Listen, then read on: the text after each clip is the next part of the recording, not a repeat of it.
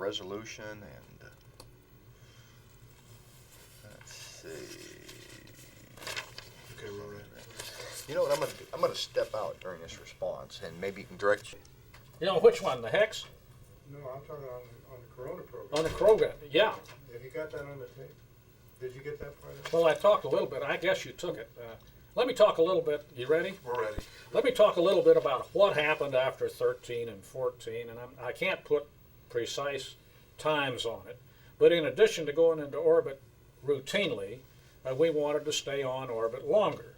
And that meant getting the Agena to be a little bit bigger, having more power on board so it could stay up longer, and more gas and all the rest of that stuff. So instead of just going up for 1 day, we could stay up for 2 days or 3 days or 4 days. And in order to do this, we had to make a number of incremental improvements. We made improvements to the Thor booster. We increased its capability a variety of ways.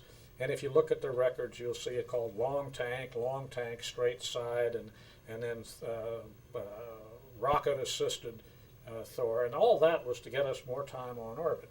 We did the same thing on the Agena. We improved the Agena engine so it would give us more thrust. We carried more batteries. Anything we could do to get more weight on orbit let us do more things.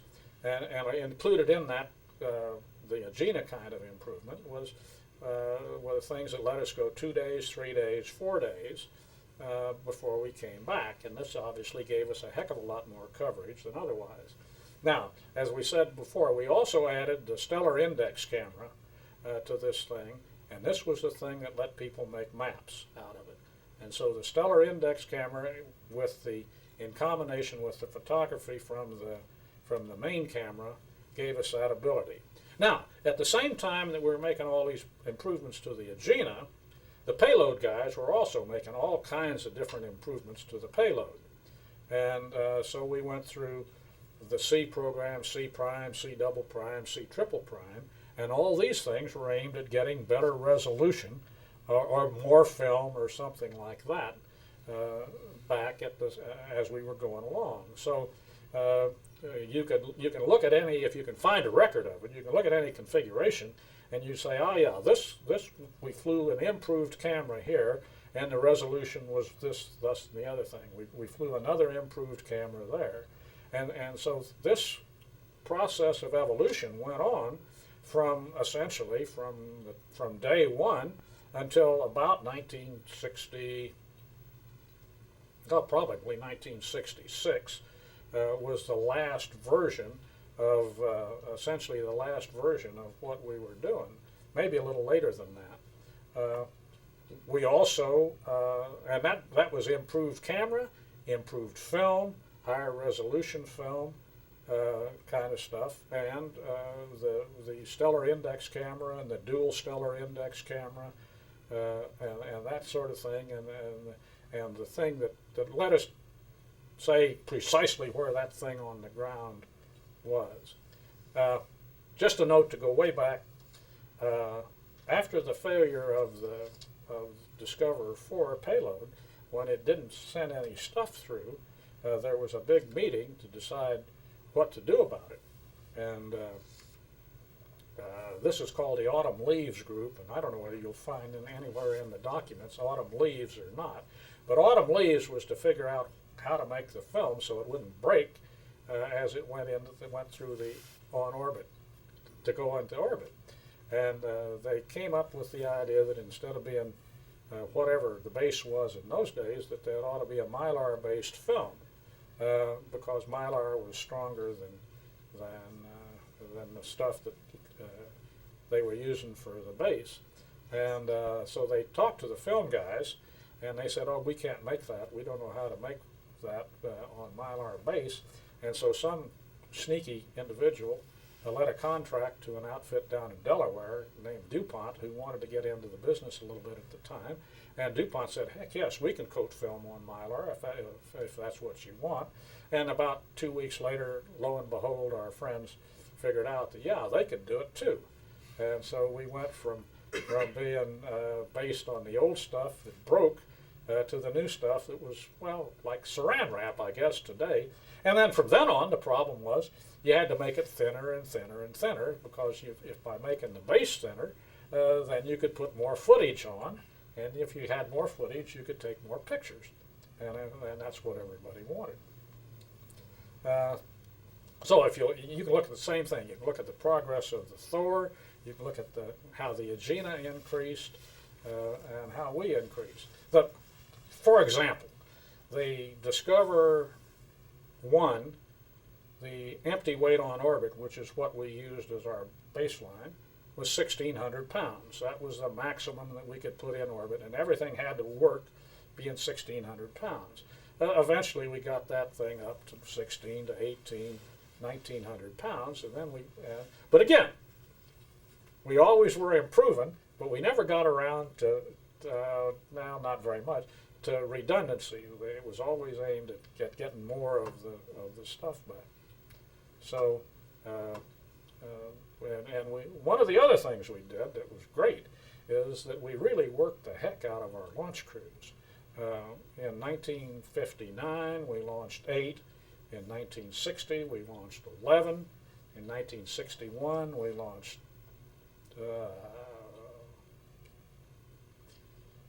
17, I think. In 1962, we launched 20-something maybe. So we were popping them off at a pretty good rate down at Vandenberg. And so the people down there were all pretty competent. You didn't have to worry about did they know what to do, because they did. As we went along, we made other improvements. When we originally started the program, the satellite was tested at Vandenberg, at Sunnyvale, originally Palo Alto, but at Sunnyvale it went through a systems test, and then they took it down to Vandenberg and ran it in the missile assembly building and took it apart and put it back together and tested it. And then they took it out to the launch pad and took it apart and tested it. They didn't take it apart, but the satellite would stay at the launch base interminably while people were mucking around with it. And so we finally said, hey, that's nonsense. And so we said, fine, we're going to cut out the missile assembly building. The satellite will go directly from the factory to the pad or something like that. We cut out all this extra time of taking things apart and putting them back together.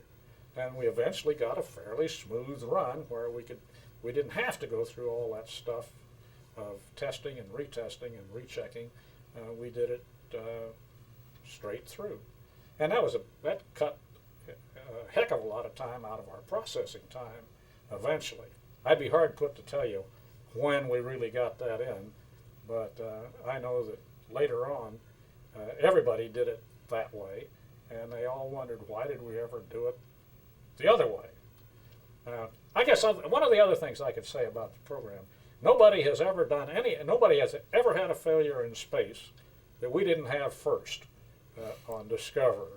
So there were all kinds of failures, and we did them all in our time.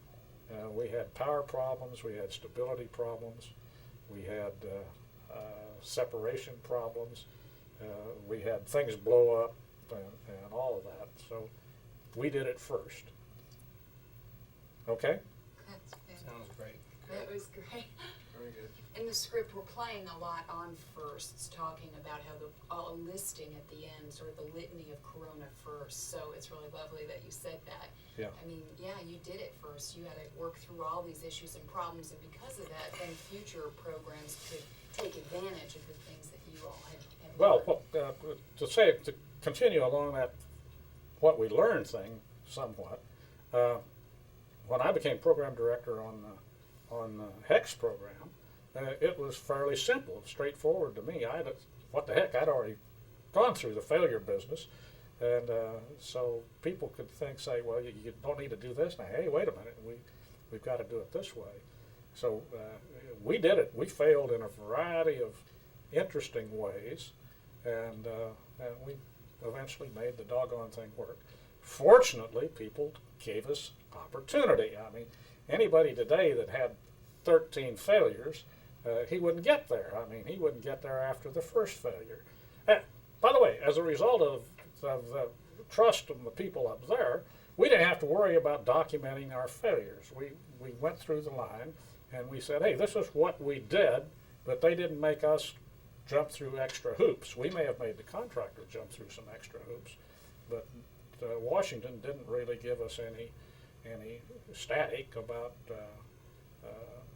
not doing things. Let me complete aside. We were going to fly a monkey one time. Matter of fact, Discoverer 4 was supposed to fly a monkey. We had, this gave us all kinds of trouble because they were rhesus monkeys, and the Indians would be unhappy if they knew that we were killing rhesus monkeys. So we had to keep very quiet about flying a monkey. We never flew the monkey, and the reason we never flew it was we couldn't keep him alive in the life support system on the ground. They put him in the life support system, and he'd die. And there was no point in flying him if he wasn't going to live through the exercise, if he was going to die while he was here on the ground. And so this led to some interesting problems, and we finally just gave up on the monkey. But since I am well known for being totally unbiased, that contractor turned out to be where problems are our most important product, or where progress is our most important problem. And they didn't like me, but that was kind of fun. And we finally gave up on the monkey completely. And by the way, later on, we did fly a mouse again in a very simplified thing that somebody concocted. Not a big fancy life support system. And I think the result was the same. And the mouse still died when we flew it along. Okay? Fantastic. We got some of that mouse story yesterday about the mechanical mice they had to. Well, that was, the mechanical mouse was on number 2. Yeah. Any final thoughts about the legacy that you leave behind when you look at the program now and the days 35 years ago, and thoughts about where we're going in the future? And feelings about now that this is going to be made public. How does that feel to you after all these years?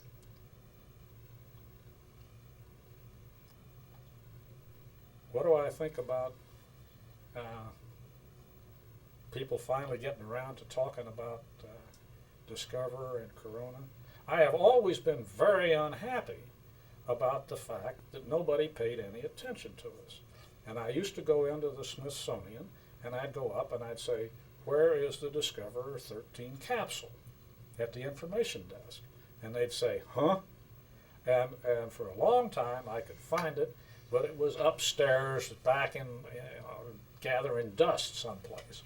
And so that was always pretty doggone unhappy. And I'd look at all the lists of America, of firsts in space, and I never saw anything there that said the first item ever returned from space was Discoverer 13. And that always kind of annoyed me, that nobody paid any attention. They had the first time we flew a monkey and all the rest of the stuff that NASA had done, but there was nothing in there about Discoverer. And then several years ago, I went into the Smithsonian, and I went to the desk and I asked the question, and they said, gee, we never heard of it, at the information desk at the Air and Space Museum. And so I was walking down the hall, and Pat said she had to go to the ladies' room, so we walked down, and there was a little science exhibit of the guy teaching things to show high school kids or grade school kids to get them interested in science. And so while Pat went to the ladies' room, I walked around the corner. And lo and behold, here's the exhibit on the first floor about aerial reconnaissance. And I walk into there in this thing, and here's the Discoverer 13 capsule with the story of Discoverer in it, and what all had happened and how we did it and so on and so forth. It was a fascinating exhibit. It started, well actually it started with aerial photography during World War II or even earlier than that, and it went through the whole thing, and it had all this stuff. It also had a very interesting front page from the New York Times. And in the front page of the New York Times, there were 3 articles on space. One of them was a picture of Discoverer 18 schematic being, take it back, Discoverer 14 being caught over Hawaii with a description of what was done. One of them was a statement about Francis Gary Powers being tried in Moscow, and the third one was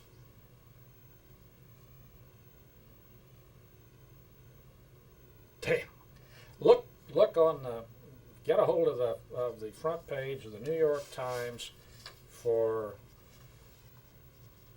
August the 18th or 19th, 1960. And it's got a picture. It has 3 things that were connected. Unfortunately, I can't remember what the third one was. But so I took a bunch of pictures of the Discoverer 13 exhibit, and I thought, well, hallelujah, somebody's finally getting around to doing something for us. Because actually, it was a pretty good achievement when we finally got it done. We would have been delighted to do it a year earlier, but we're glad we got it done. Again, some complete asides. What do I think?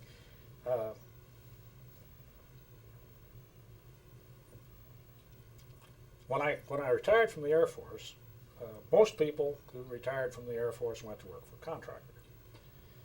I didn't. And people say, well, why didn't you? And I'd say, well, most of what's being done, I think, shouldn't be done. And I can't see going to kind of working for a contractor and beating my brains out, working 14 hours a day on something I didn't think ought to be done anyhow. And so I didn't do it. And I was very happy not doing things. And then my wife got me a job teaching for USC, and I did that for 15 years. And I didn't make near as much money as Bill King did, but and all those guys that went to work for contractors. But I didn't work nearly as hard either, so I had fun. And today, I think an awful lot of things are being done that shouldn't be done. I think we lose sight of what we ought to be doing. I admit that there are some things that we really ought to do. We do need to know what's going on. Do we have to have a large establishment to know what's going on? I'm suspicious. And I go back to what we did originally. We did an awful lot of things with very little money, comparatively speaking, and with relatively simple systems. Now, in today's world, you do, and as I said, we launched lots of them. And if one failed, what? So one failed. 1 out of 20, you don't lose everything. Now, in today's world, the systems are wonderfully complicated, and they got all kind of redundancy in them, and they put all kinds of things in them so that to satisfy this guy and that guy and somebody else. And so there's not a simple damn thing around. And if you lose one of those, well, if you instead of launching 20 a year or 10 a year, you launch one every 3 years. And if you lose one of those, then you're in real trouble. So I guess I'm a believer in simplicity, and it seems to me that I know that there's technology there. I think the readout schemes are great. After all, that's what we started out trying to do in WS-117L, and I think that's great. But I think that we've let ourselves get terribly tangled up in ultra-sophisticated systems, and I'm not sure that's right. What do you say, Bill? Beats the hell out of me. That was great. That was Good. fantastic. Maybe that's a good way to end it. Any other topics that you want to bring up? Or Actually, Bill, we need a few minutes Oh, set up for do Mr. we? Real. Are we I'm getting there, sorry. huh? Okay.